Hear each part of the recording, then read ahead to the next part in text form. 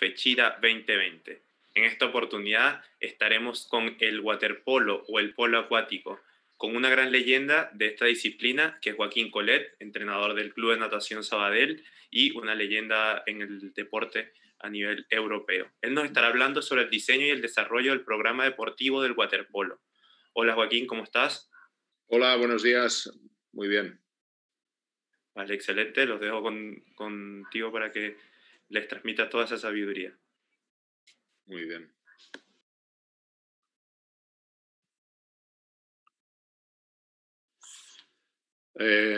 Bueno, buenos días para mí, buenas tardes aquí en Barcelona. Voy a hablar sobre el diseño y desarrollo de programas deportivos. Lo vais a poder seguir, evidentemente, por la pantalla. Entonces, después de mí, en el diseño y desarrollo de programas deportivos hay tres partes, hay tres bloques. El primer bloque sería, esto está basado de alguna manera en la selección de alguna femenina que por primera vez participó en unos Juegos Olímpicos que fueron los de Londres y que consiguieron la medalla de plata, porque es muy visual y muy enriquecedor ver cómo se diseñó de alguna manera ese proceso, ¿de acuerdo? Y llegando a éxito sin, por ejemplo, con un proceso en el tiempo bastante más corto de lo habitual, como por ejemplo fue todo el desarrollo, digamos, del waterpolo masculino, que hasta los éxitos que consiguió en los años 80 y sobre todo la década de los 90, pues pasaron muchos años desde que se inició. En cambio, el waterpolo femenino, un deporte que por primera vez fue olímpico en Sydney 2000, pues la verdad es que en pocos años, de alguna manera, pues se desarrolló este sistema. Como podéis ver, consta de tres bloques. El primero es los Juegos de Londres y muy concretamente sobre el equipo femenino, ¿de acuerdo?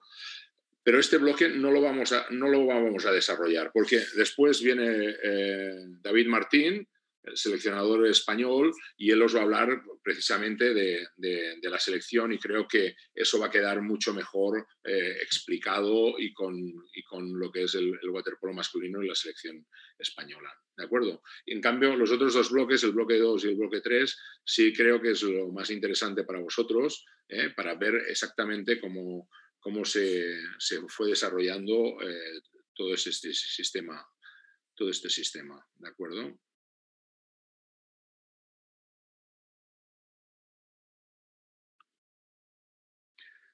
Entonces vamos a empezar el bloque 2. Me he ido para atrás, perdón. Ahí. Vale, ahí.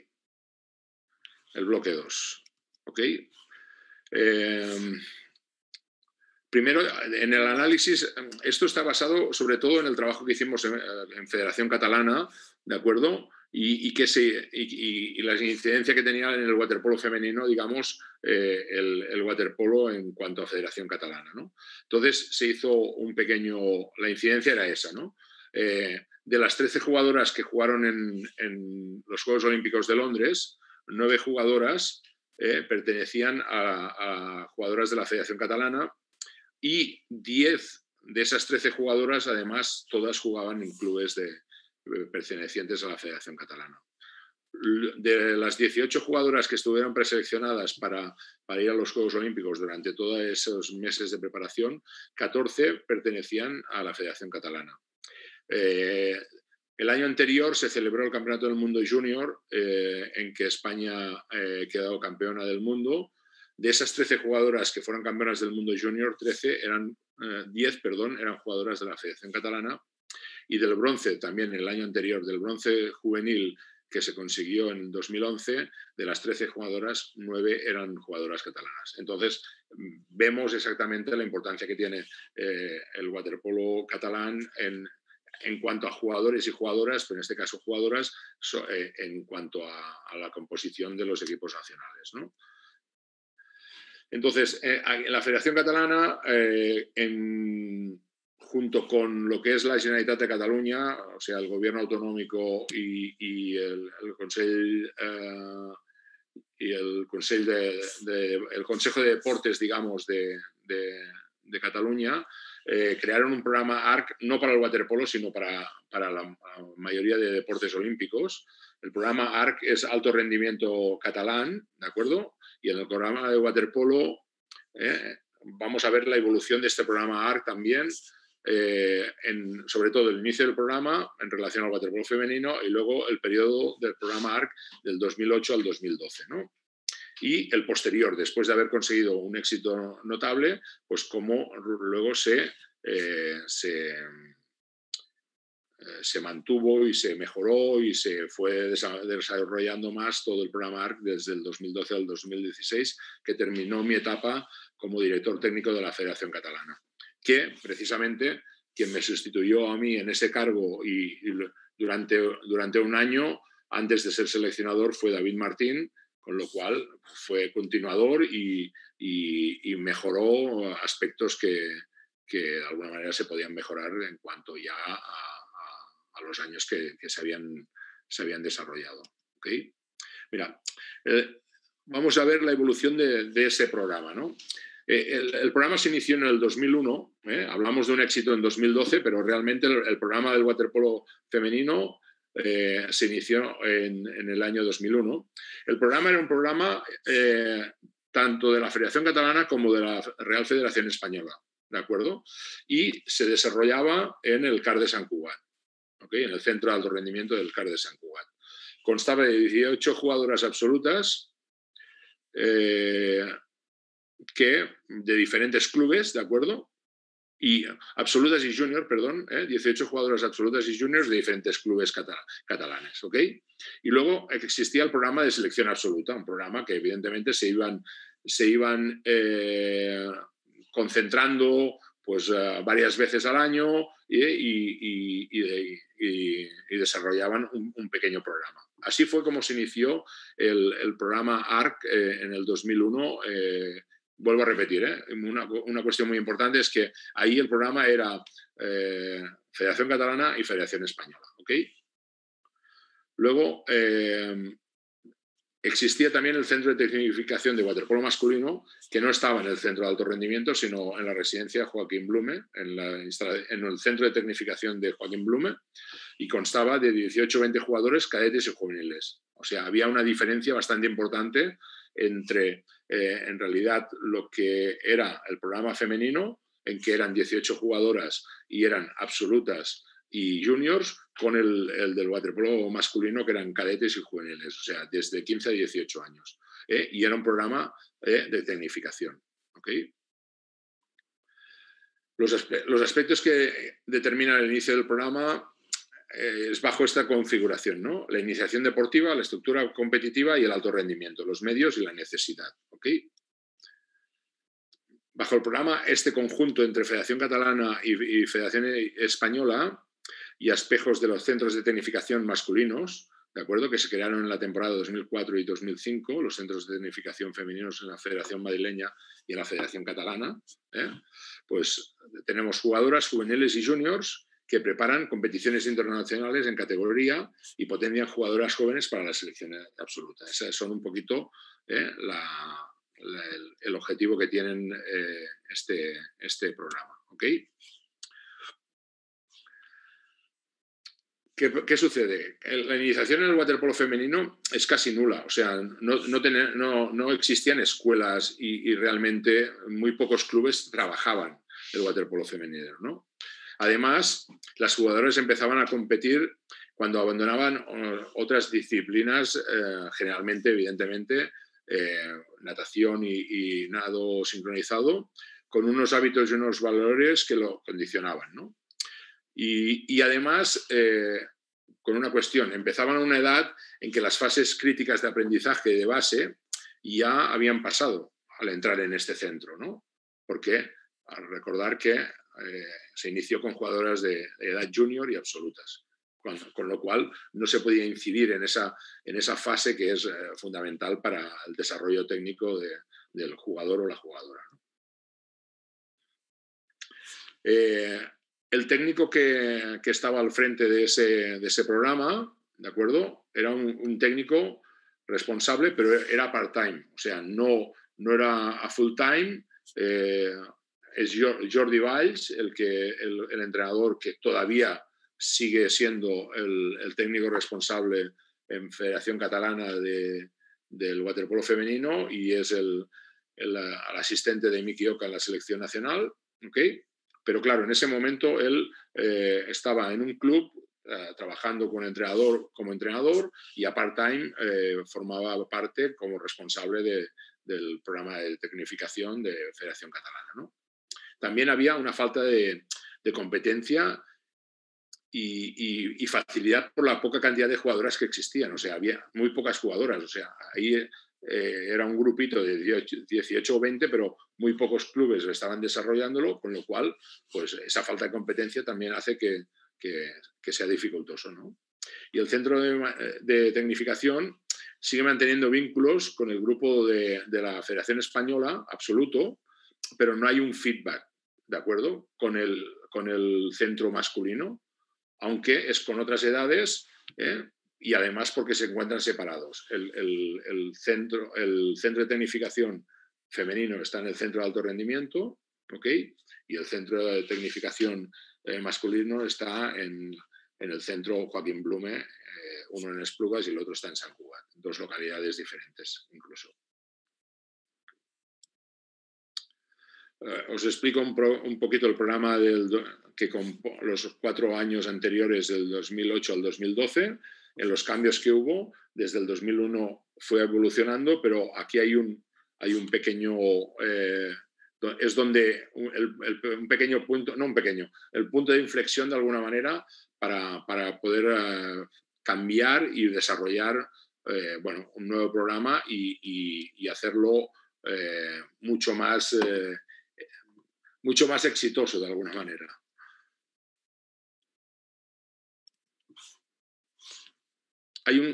Es lo que decimos, ¿no? Hay un salto de calidad que seguramente se ve reflejado al final en el equipo olímpico que disputó los Juegos Olímpicos de Londres 2012, ¿no? La Federación Catalana en 2008 crea la figura de director técnico único.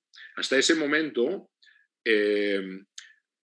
existía un entrenador del centro de tecnificación masculino, ¿vale? Que a su vez era director técnico y que coordinaba un poco el centro femenino, pero no era una figura de director técnico único para el waterpolo masculino y femenino, sino que un poquito ayudaba y coordinaba, digamos, todo este trabajo, ¿no? A partir de esta apuesta de Federación Catalana, de tener un director técnico en que evidentemente estaba presente en los entrenos de los jugadores y de las jugadoras, hasta ese momento él siempre era entrenador del masculino y nunca estaba presente en los entrenos del centro con las chicas. En ese momento en que la figura es de director técnico, no de entrenador, además de hacer funciones de dirección técnica, se gana en cualidad porque hay un responsable en cada grupo, tanto en el masculino como en el femenino, y el director técnico puede estar... Empezamos separados, ¿de acuerdo? Unos están en Blume, unos están en el CAR, y es esta figura en que está constantemente con el grupo masculino y con el grupo femenino. No tiene la labor única y exclusiva de estar trabajando con el grupo masculino, ¿no?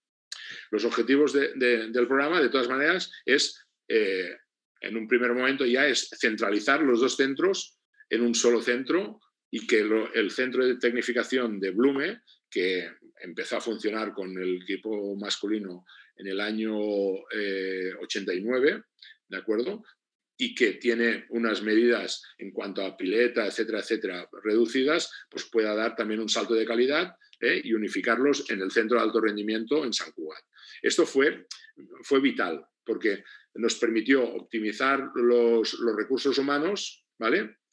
Y las posibilidades del CAR como infraestructuras, etcétera, son inmejorables, ¿de acuerdo? Y eso fue un salto de calidad para los dos centros, tanto el masculino como para el femenino, pero el femenino se vio muy, muy, muy mejorado de alguna manera, pues eso, pues al poder optimizar los recursos humanos y podernos apoyar constantemente en todos los trabajos, estando un solo grupo de trabajo allá, ¿no? Y luego se crea el programa de seguimiento y detección de talentos, ¿vale? También el técnico responsable del grupo de waterpolo femenino, Jordi Valls, pasa de part-time a full-time.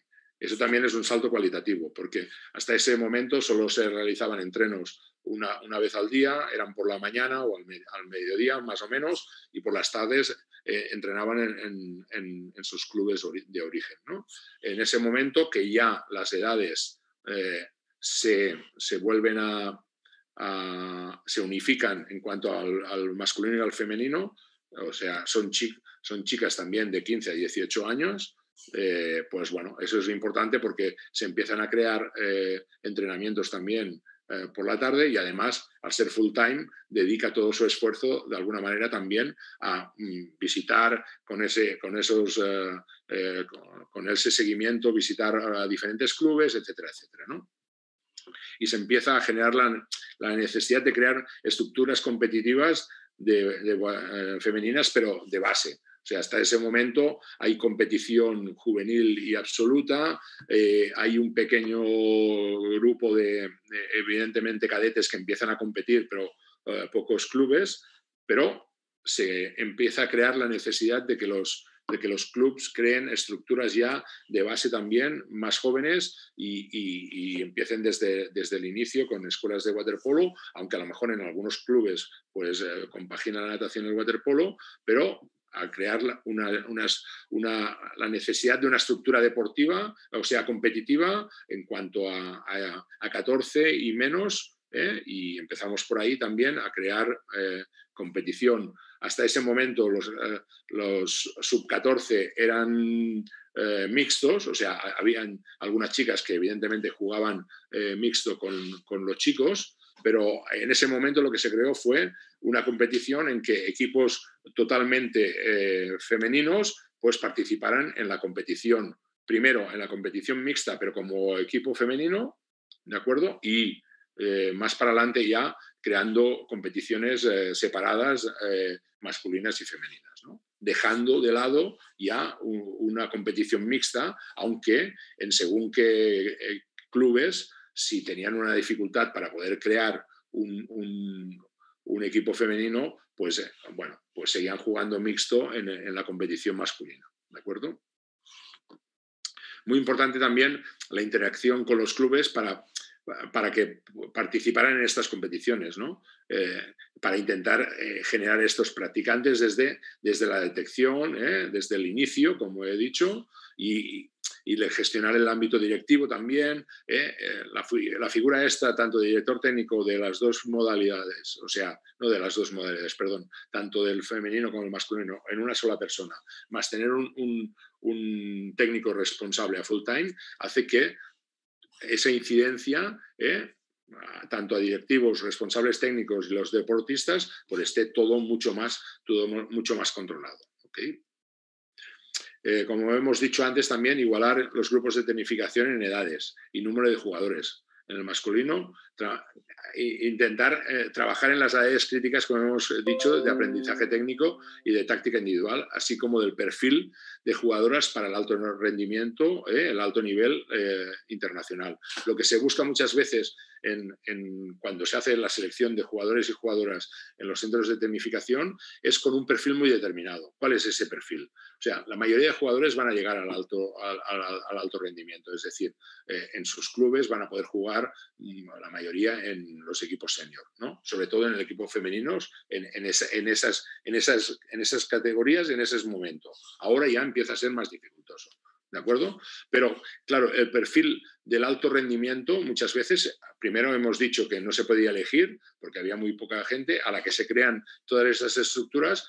Evidentemente, pues uno de los objetivos es igualar con el grupo de chicos y, sobre todo, bueno, seleccionar a gente que pueda tener ese perfil para lo que es la competición de alto nivel y internacional también. No solamente para acabar jugando en nuestras ligas absolutas, sino para dar un salto cualitativo en cuanto a la competición internacional, ¿no?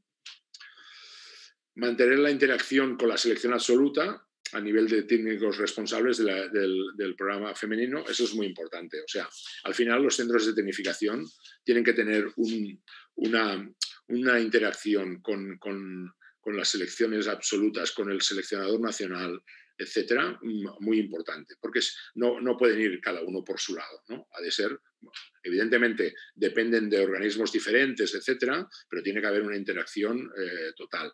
Y en cuanto a nivel de técnicos, es muy importante.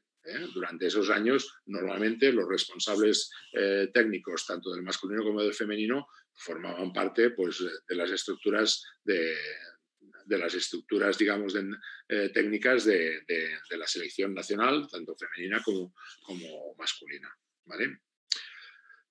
Potenciar también como Federación Catalana las actividades internacionales en el ámbito, digamos, bueno, tanto con STAIS, con otras selecciones, con otros centros de tecnificación, si los hay en Europa, etcétera, etcétera. Eso se intensifica, ¿no?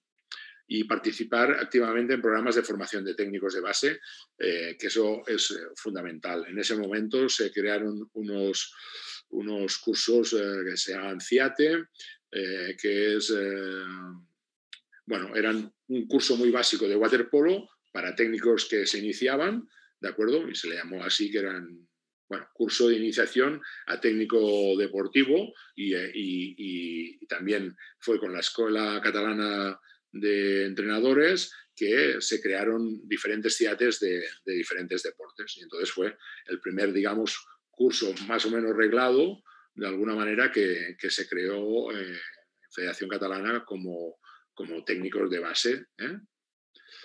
Muy importante esto porque a nivel de programa se incidía con una selección de jugadores y jugadoras, y desde ese momento se intenta incidir en lo que es la formación de los técnicos, para que los técnicos tengan la capacitación y la formación necesaria como para poder desarrollar bajo un mismo prisma, metodología y tal, el desarrollo del waterpolo también fundamental en los clubes, para que luego una selección de esos pueda tener la opción de participar en los centros de tecnificación, ¿no? También hay bueno, los clubes catalanes experimentan una evolución positiva en cuanto a la estructura femenina, ¿no? Los aspectos más relevantes es la profesionalización de los máximos responsables de los clubes femeninos, ¿no? ¿Qué sucedía en ese momento? Pues los entrenadores de femenino, pues normalmente no eran entrenadores profesionales a full time. Cuando me refiero a entrenadores profesionales, o sea, bien entendido, o sea, profesional puede ser a full time o part time. No quiere decir que porque seas a part time no tengas que ser profesional o no seas un muy buen profesional.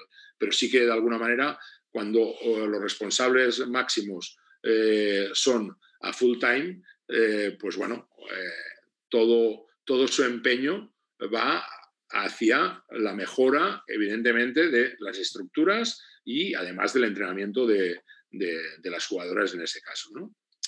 Y luego empezó también en esta etapa la aparición de nuevos clubes sin tradición en el waterpolo femenino, que empezaron a generar estructuras y empezaron, bueno, a crear primeros equipos, y ese fue un crecimiento bastante importante durante esta época, ¿no? Luego también pasó otra cosa. Otros clubes con más tradición, pero que habían perdido esa estructura. Por poner un ejemplo ahora, el Club Natación Cataluña a nivel femenino llegó a quedar campeón de España en la década de los 80, 90, principios de los 90. Y de golpe dejó, por diferentes motivos, dejó de trabajar, digamos, el programa femenino, ¿no? Pues clubes que habían tenido gran tradición, incluso que habían ganado campeonatos. Ahora estoy recordando también el primer club que quedó campeón de España, en el primer campeonato de España que se celebró, fue el Club Natación Molins de Rey. O sea, clubes a lo mejor menores o que ahora son en masculino, evidentemente el Cataluña fue en la época en que quedó campeón de Europa, etcétera, y pudo crear esa estructura de femenino. Luego, por diferentes motivos, dejó, pero en este periodo vuelven, esos clubes con tradición, vuelven a crear estructuras de femenino y vuelven a trabajarlo. Y eso es lo que hace que de alguna manera empiece a crecer también y muchos más clubes empiecen a trabajar con muchas más chicas, etcétera, etcétera, ¿no? Aparecen la waterpolista, o sea, que no viene de otra disciplina, ¿no? Y hasta ese momento, la gran mayoría, por no decir el 100% de las jugadoras que juegan en waterpolo, sus inicios vienen de otras disciplinas, mayoritariamente de la natación y, bueno, un porcentaje también, no tan grande, pero un porcentaje importante también del nado sincronizado, ¿no? Entonces, bueno, hay 2 o 3 clubes que empiezan ya con una estructura y empiezan a crear, igual que la captación para sus escuelas de waterpolo pues es para niños, pues gente que de alguna manera sin haber pertenecido a la natación o al nado sincronizado, pues se inician desde la base como jugadoras de waterpolo. ¿De acuerdo? Se consolida la participación en casi todas las categorías entre 8 y 9 clubes, incluso en esa categoría que al principio solo era mixta, la infantil, que es hasta 14 años, pues incluso en esa se pueden crear ya competiciones estables de 8 o 9 clubes, ¿de acuerdo? Y luego la ley del deporte va favoreciendo progresivamente el aumento de la formación técnica para trabajar a todos los niveles, ¿no? Ese es un plus extra que también pues, tiene su importancia y hace que el salto de calidad del waterpolo femenino sea de la envergadura que realmente fue, ¿no? Eso en cuanto al desarrollo de cómo se creó todo este programa desde el 2001, cómo fue creciendo, la evolución que tuvo, del 2008 al 2012 fue el periodo que ese salto cualitativo, ese punto de inflexión, pero luego, después de un éxito, evidentemente, pues hay el siguiente ciclo olímpico, normalmente se suele trabajar por ciclos olímpicos, y se quieren crear nuevos retos en ese periodo del 2012-2016, nuevos retos, ¿no? ¿Qué pretende la Federación Catalana para el nuevo ciclo? Pues consolidar el programa, evidentemente, y proyectar nuestro waterpolo y nuestra metodología de trabajo a nivel internacional. Eso es lo que pretende, ¿no? De alguna manera. ¿Cuáles son los objetivos del programa? Crear un programa único, masculino y femenino, y sobre todo para las etapas de tecnificación y alto nivel, ¿no?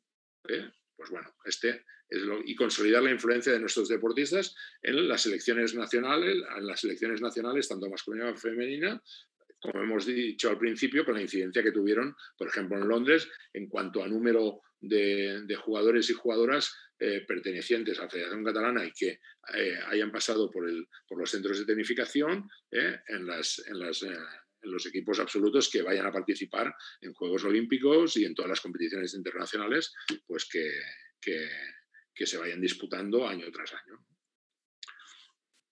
Luego, aumentar las colaboraciones a nivel deportivo o competitivo con otras selecciones o federaciones de ámbito internacional. Eso, desde ese momento hasta el 2012, era un reto, pero a partir del 2012-16, ese nuevo reto, de alguna manera, se llevó a cabo y empezó a crearse, esas colaboraciones con Federación Holandesa, con Federación Italiana, en cuanto al centro de tecnificación, pues pudiera tener colaboraciones a nivel deportivo con diferentes styles, normalmente siempre recibiéndolo en el CAR de Sant Cugat, por una cuestión también de infraestructura, etcétera, etcétera. Y luego Federación Catalana pretendía generar una marca, ¿no? Con la metodología de trabajo que permitiera de alguna manera que esos recursos e intereses en otras federaciones hacia lo que podríamos llamar nuestro producto, porque de alguna manera se desconoce un poco, o se desconocía, cada vez se conoce más, la importancia que tienen los centros de tecnificación en los éxitos del waterpolo de la selección nacional española, ¿no? Quedaba un poquito como ensombrecido, porque, bueno, evidentemente Federación Catalana no compite a nivel internacional, ¿no?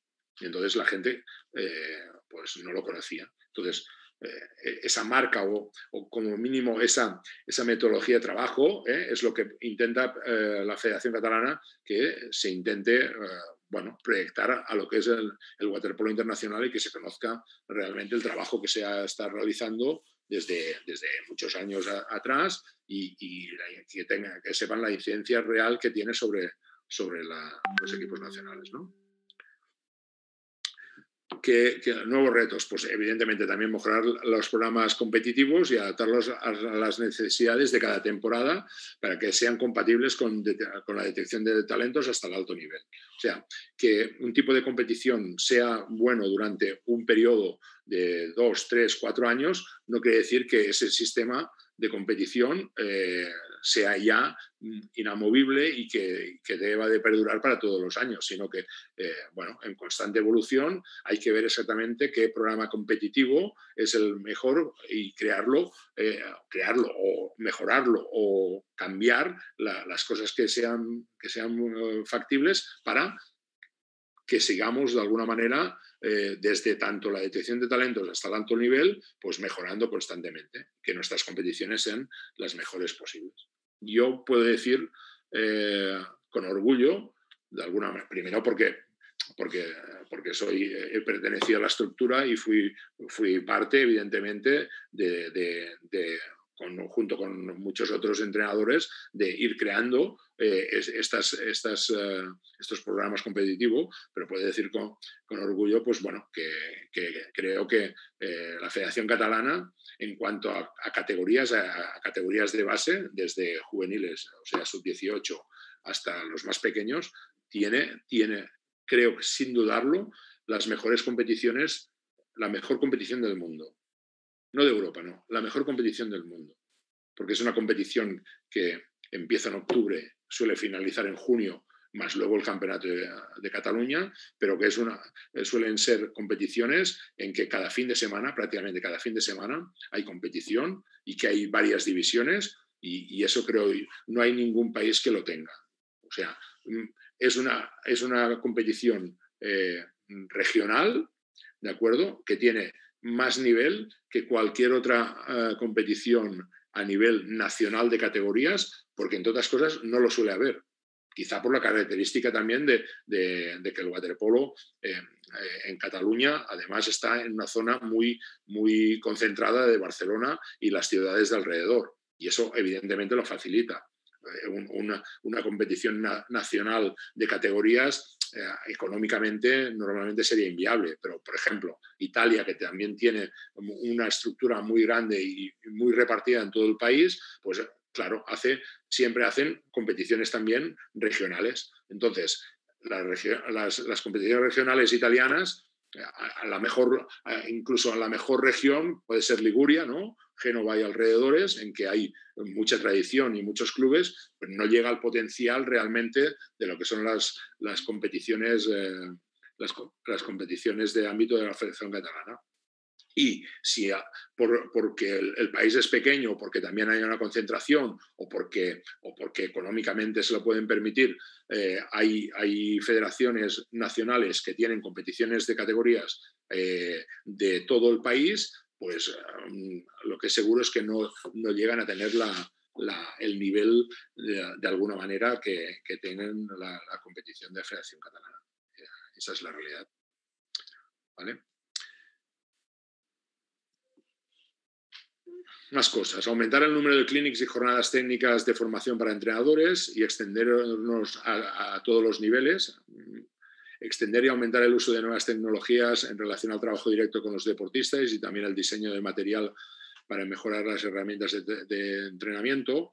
Aquí, pues bueno, estando en el centro de alto rendimiento, en el CAR de Sant Cugat, pues siempre se podía trabajar con lo que es la madre ahora de la cámara Wildicam, ¿de acuerdo? Por ejemplo, que en nuestra academia, la academia en Viupa, que trabajamos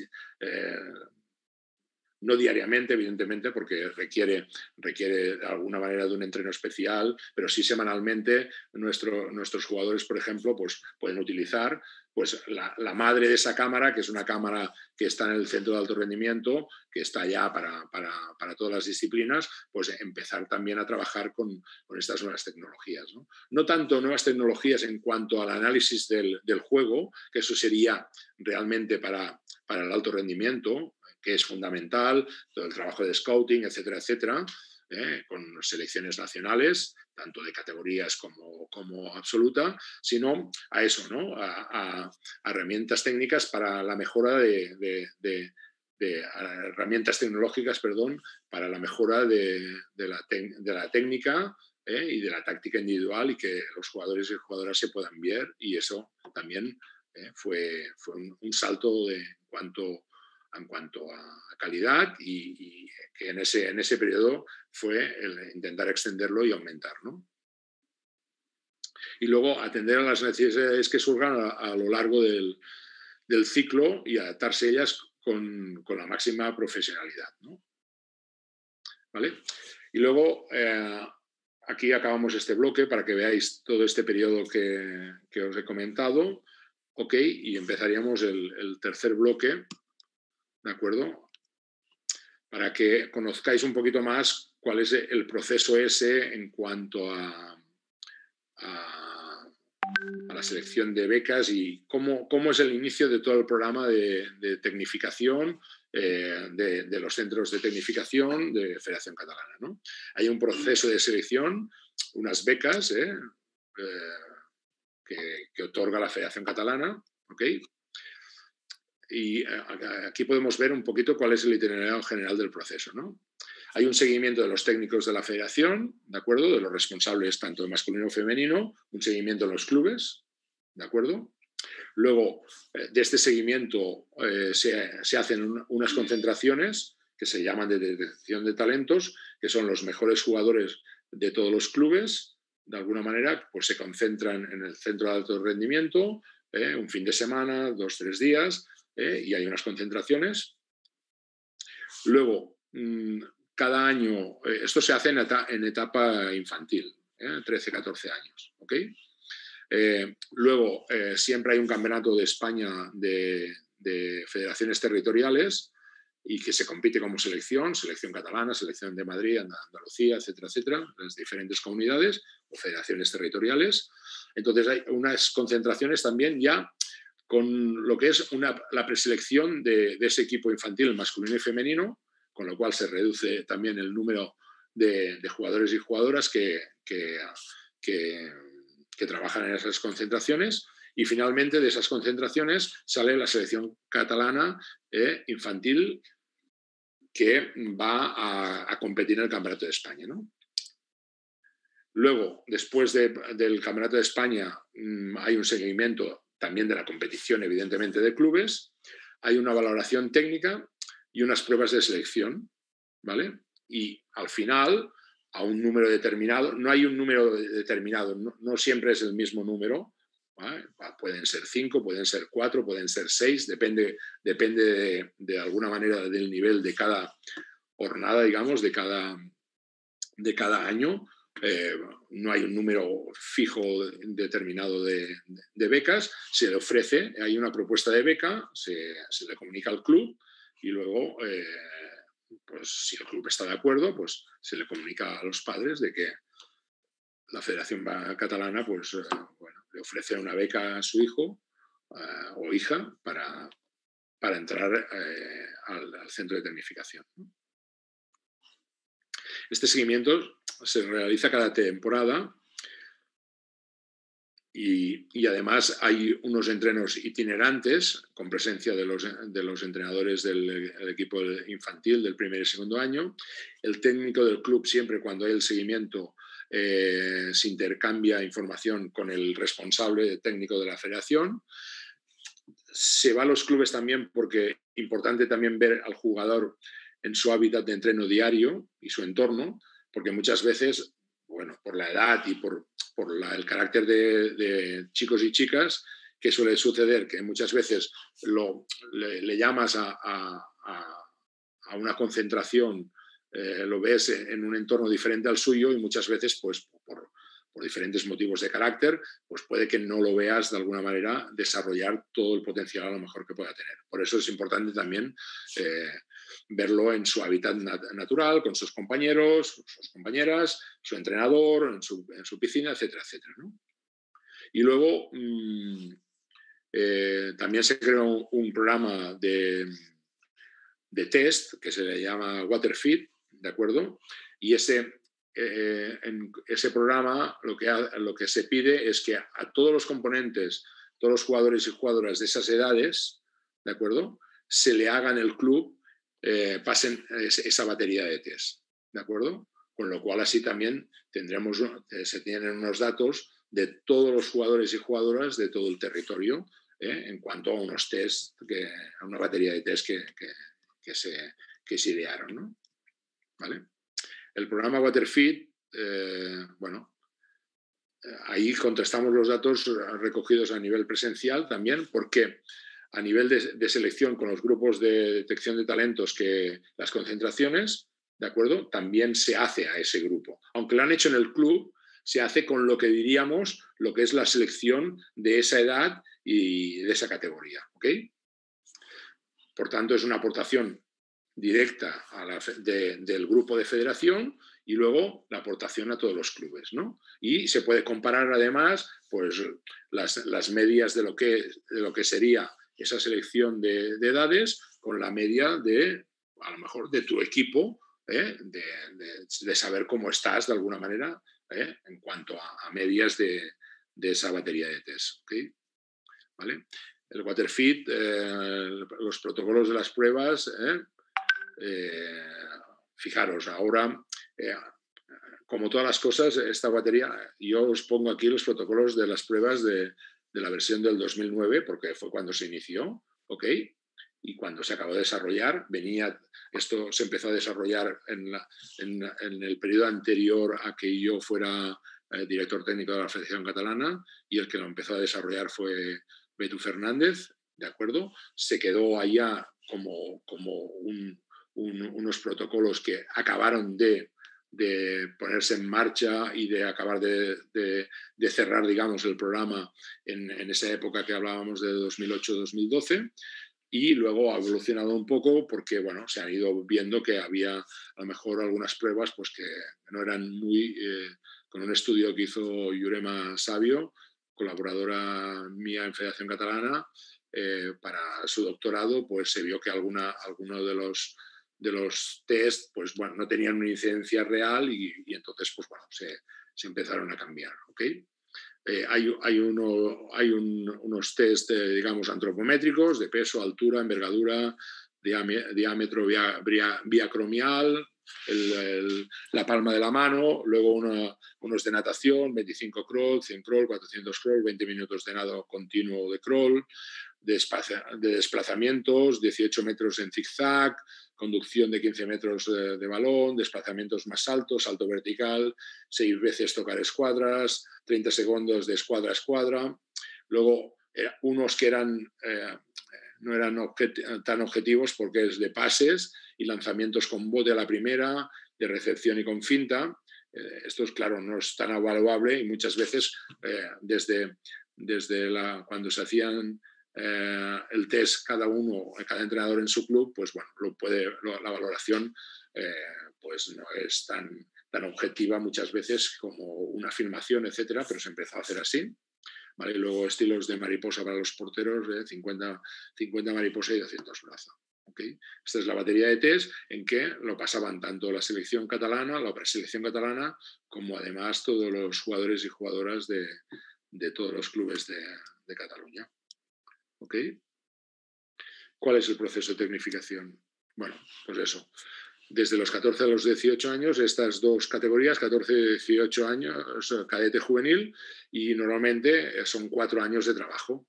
Que en el centro de tecnificación, allá mismo, pueden desarrollar sus estudios, el entrenamiento y el soporte del área médica y de ciencias del deporte que existe en el centro de alto rendimiento y que se pueden beneficiar. Luego entrenan en el club 2 o 3 tardes, según la edad, ¿vale? Cuando ya empiezan a estar a un nivel en que empiezan a trabajar muchas veces con jugadores, con el equipo absoluto, pues bueno, suele ser el entreno solo de las mañanas, pero en esa edad, sobre todo cadete, pues suele haber un par de entrenos en que por las tardes también entrenan con el centro de tecnificación. Las jugadoras, además, siempre, el objetivo es siempre de máximo nivel nacional e internacional y juntas, ¿de acuerdo? Siempre entrenan así.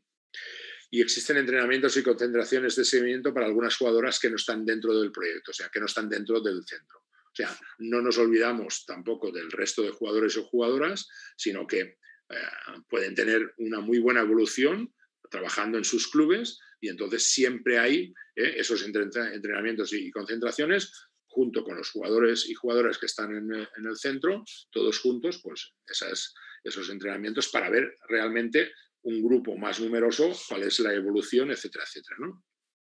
Las becas se suelen renovar cada año, pero normalmente se aseguran para los ciclos de estudio tal como están aquí en España, pues muy, muy difícilmente, aunque se renueven año a año, muy difícilmente que a un chico o una chica no se le renueve un segundo año.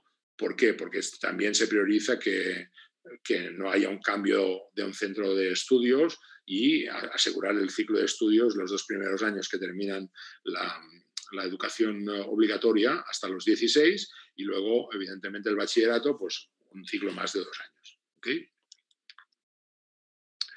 Luego, el plan anual con el calendario masculino y femenino, ¿okay? Es muy importante.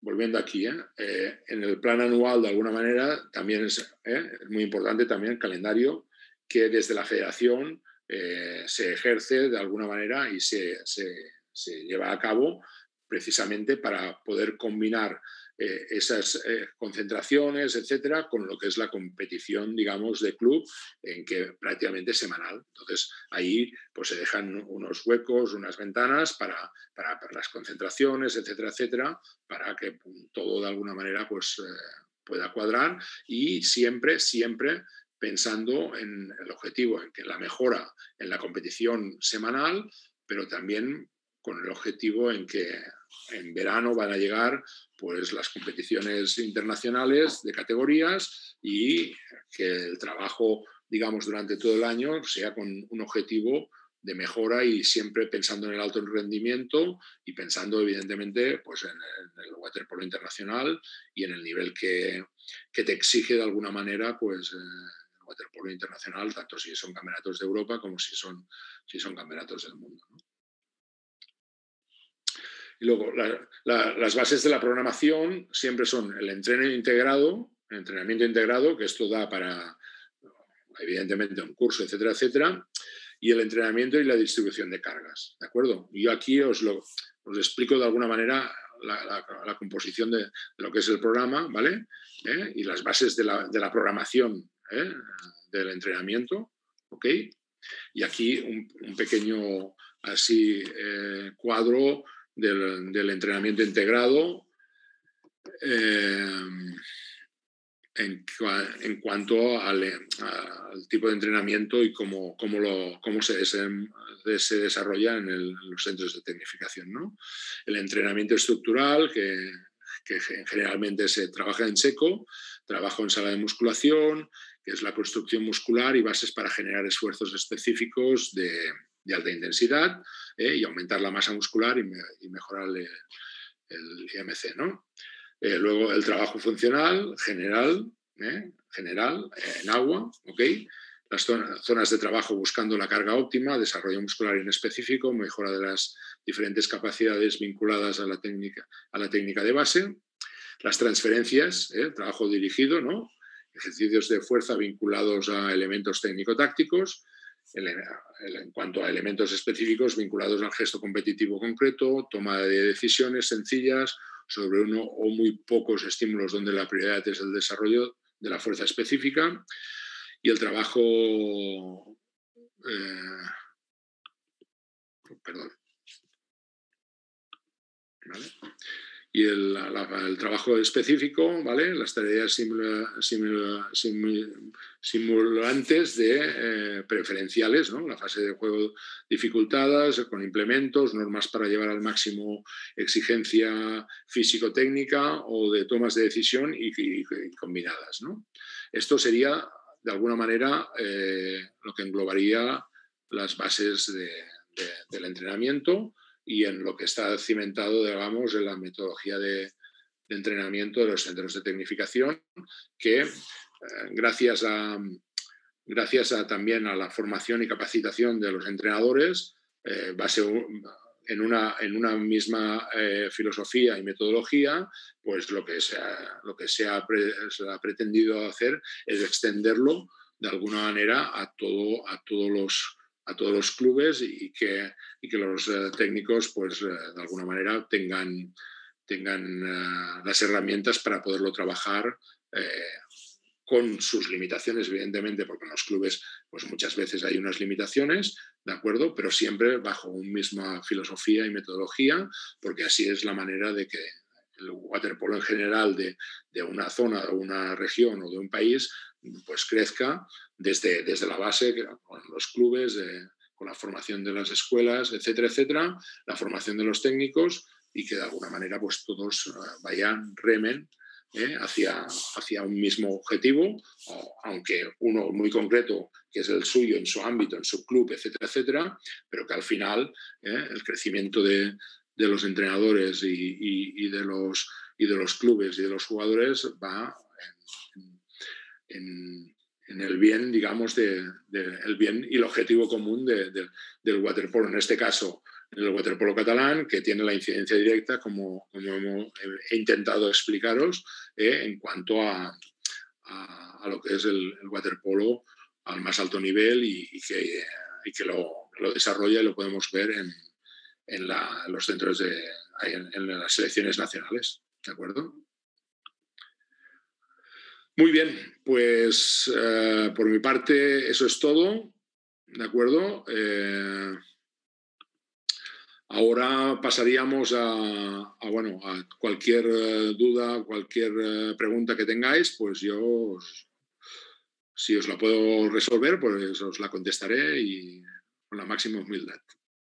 No, excelente, muy, muy buena exposición, profe, que nos pone un poco en contexto a cómo trabaja, por ejemplo, las selecciones y los clubes. Tenemos una inquietud por acá. Por ejemplo, cuando haces la selección de jugadores o jugadoras que van a entrar al CAR de Saint Cugat, ¿en qué se fijan? ¿Objetivos a corto, mediano o largo plazo?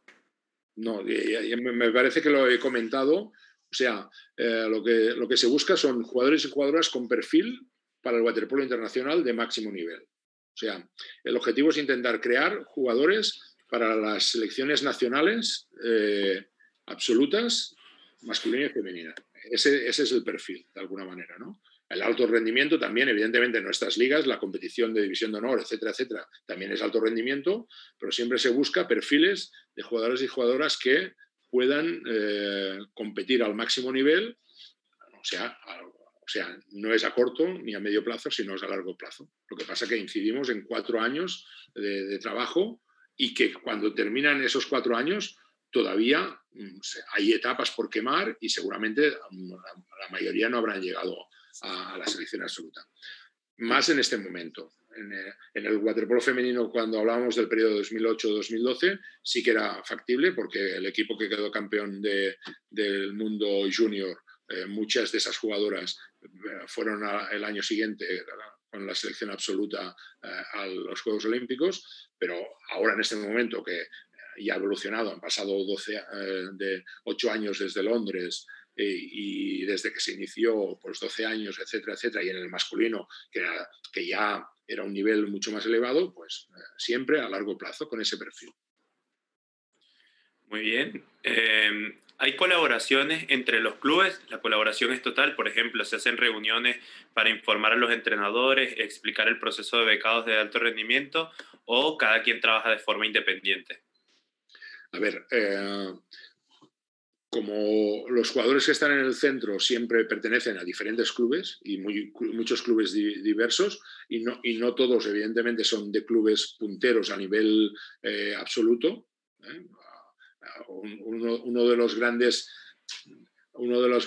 aciertos, digamos, de un centro de tecnificación es que a lo mejor, no lo sé, pues jugadores que están en un club que su nivel es un nivel bajo, pero que en cambio él tiene una calidad, pues en esas edades, pues el centro le da la posibilidad de poder desarrollarse y claro, muchas veces pues acaban en clubes a lo mejor punteros, pero es parte del desarrollo. Ahora me viene un jugador a la cabeza, ¿no? Blai Mayarak, que es un jugador que está en la selección española actual, que juega actualmente en el Athletic Barceloneta. Bueno, él es de Olot, es una localidad a 120 kilómetros de Barcelona.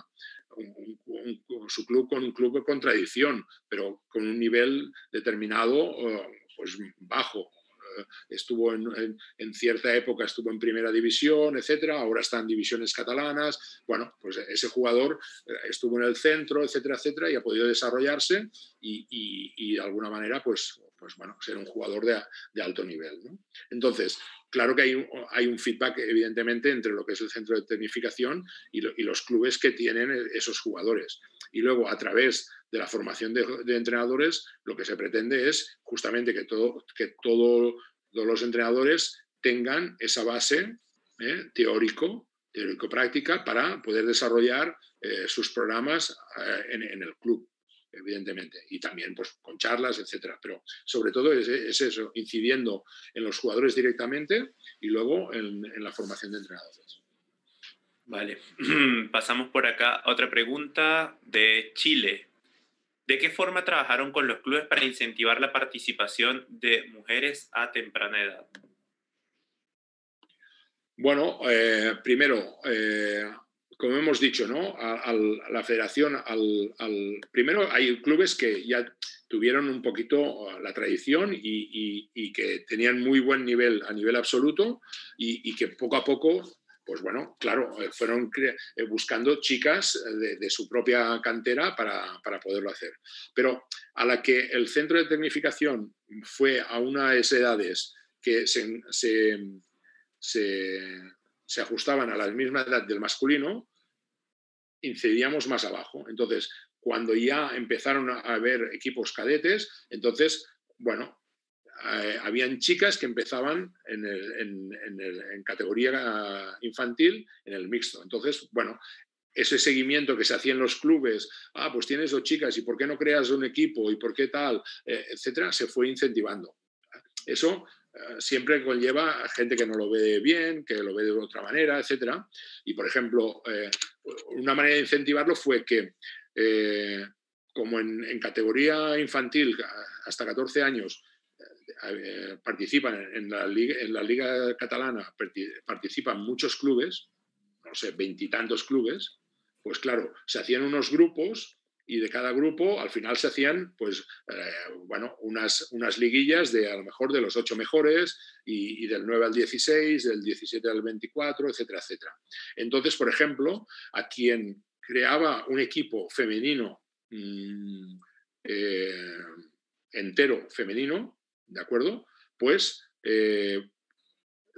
directamente jugaba en la mejor categoría de chicos. O sea, del 1 al 8, por ejemplo, pues participaban a lo mejor, no, estoy hablando de memoria, quizá eran 10, del 1 al 10, y eran 8 equipos masculinos, que en teoría podían ser mixtos, pero todos eran masculinos, esa era la realidad, y 2 equipos femeninos directamente competían con los mejores chicos, ¿no? Eso hacía que, bueno, incentivar de que quisieras hacer un equipo femenino también para participar. E incluso había clubes que a lo mejor un mismo club pues tenía el equipo masculino del 1 al 8 o del 1 al 10 y el equipo femenino también lo tenía del 1 al 10. Me acuerdo que el primer año que se creó fue Mediterráneo, por ejemplo, y creo que Sabadell, los dos clubes. Dudo, no sé si era Sabadell, quizá era Mediterráneo seguro, tenía un equipo femenino y estaba el equipo masculino y el equipo femenino estaban del 1 al 10. Se intentó incentivar de esta manera. Y luego ya, cuando hubo 3, 4 o 5, entonces ya se creó también pues, el grupo femenino, etc. Así fue. Vale, buenísimo, profe. Encantado con su presentación, maravillosa exposición que tuvimos el día de hoy. A los fanáticos del waterpolo y de los deportes acuáticos en general, no se despeguen, porque en el Congreso ahora seguimos con David Martín, que él nos va a explicar un poco sobre la preparación con la selección masculina en este caso. Los invitamos a seguirnos en la página congreso.fechia.org y nos vemos en un segundo. Gracias.